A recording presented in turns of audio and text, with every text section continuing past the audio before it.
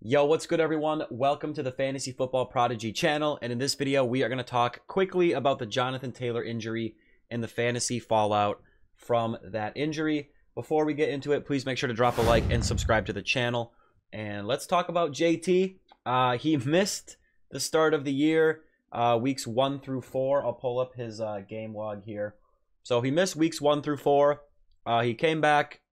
It took a little while for him to return to his superstar self, but since week 7, he's been very solid for fantasy, been in double digits each and every week, and then after the bye week in week 12, he had 21.1 points in half PPR, was the running back 6 on the week in half PPR, and it kind of looked like JT was back, that superstar lead running back that we know and love.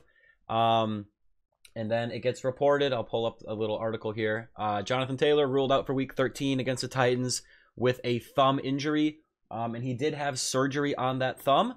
Last I heard, he was going to miss a couple, maybe a few weeks. He has not been placed on injured reserve, but we don't really know when he's going to come back.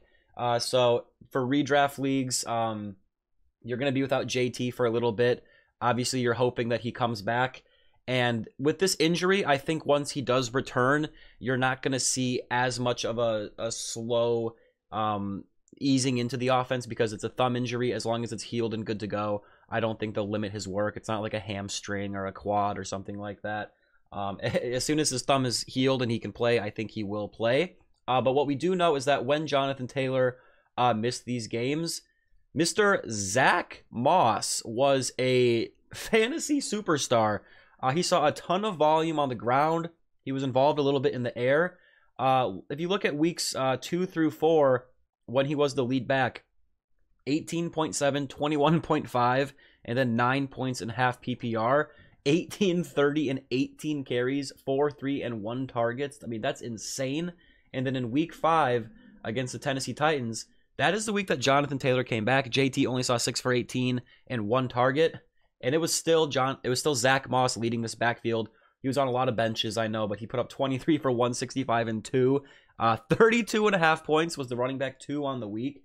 The following week, the rushing volume went down a little bit, but he saw 7 targets. Still 14.9 half PPR points, the running back 9. But since then, it has definitely shifted more towards Jonathan Taylor because obviously JT is a super talented running back. He's the clear lead back there. But Zack Moss made the most of his opportunities when JT was out, and I think he's going to get right back to doing that. He's taken on the Tennessee Titans in Week 13. I'm recording this on Saturday, December 2nd at 1:54 p.m. He's taking on the Titans tomorrow. In this same matchup in Week 5, that game that Jonathan Taylor came back, Zack Moss put up 23 for 165 and 2, like I just highlighted. So he is a running back 1, high running back 2 moving forward. Especially, with bye weeks and injuries, just with the volume that he's going to see. This is definitely a player that, if you held on to him, with Jonathan Taylor kind of reclaiming that lead back role, you have a guy that the next few weeks, at least, while JT is gone, he is going to be basically an auto start. He's a running back 1 against the Titans, maybe a high running back 2, but I can't imagine you're benching him unless your team is stacked or if you're in like an 8-team league or something. And moving forward, as long as it's, as long as things stay the same with Jonathan Taylor out, Zack Moss being the lead back there. Last I heard, Trey Sermon was the backup, and he's really no threat to Zack Moss's workload. At least he shouldn't be. So until Jonathan Taylor is back, Zack Moss is someone that you can plug and play each and every week just based on volume alone.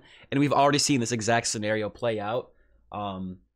He's going to be good for fantasy, pending injury to Zack Moss himself. So in Dynasty, this is a thumb injury for Jonathan Taylor. I don't think it's going to mean anything long term, but I know I have him. I'm on the fringe of making the playoffs. I have McCaffrey and a bunch of other okay players, but Jonathan Taylor was really that number 2 superstar on my team, and I do not have Zack Moss in that league. So I really need JT to return. It was really great to see him return to form, and we know that Jonathan Taylor is still that amazing, talented player. I don't know if we'll ever see him put up that monster season that he did like 2 or 3 years ago now, but he is, in this current situation with his ability and opportunity, Jonathan Taylor is one of those premier running backs. So hopefully he gets back healthy soon. But in the meantime, Zack Moss is going to be the guy. So make sure to comment down below If you have any thoughts on the matter, like I think it's pretty clear cut. This is one of those situations where I don't think it's very murky. I think it's pretty much just going to be the Zack Moss show until JT gets back. When Taylor returns, we'll see. I'm assuming they'll put him right back in as the lead back.